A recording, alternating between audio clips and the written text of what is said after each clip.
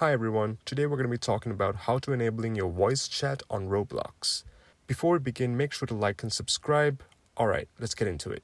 First thing you want to do is you go to roblox.com, make sure to log into your account, and then on the top right corner you find this cogwheel, click that, and then you go to settings.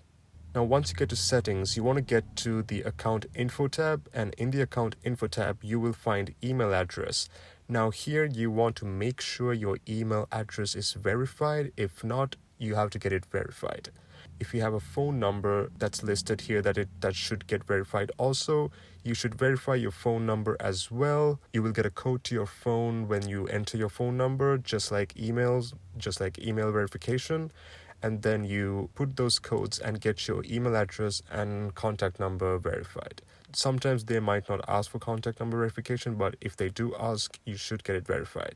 Now the next thing you want is your age verification. Now to do age verification, you have to follow the steps to get your age verification right. They will ask you for either one of your national identity card, passport, or your driver's license. You give that information and they will do a face scan as well through your mobile, and you do all those verifications. Make sure to add your actual details to that and it will verify your age.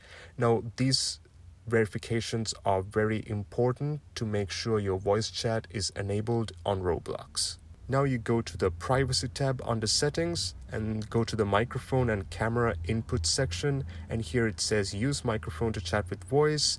You turn that on. Once you turn that on, you will get a prompt like this to enable microphone, and then you click enable. And that's it.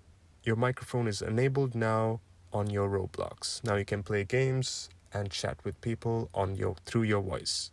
I hope this helped everyone. Thank you for watching.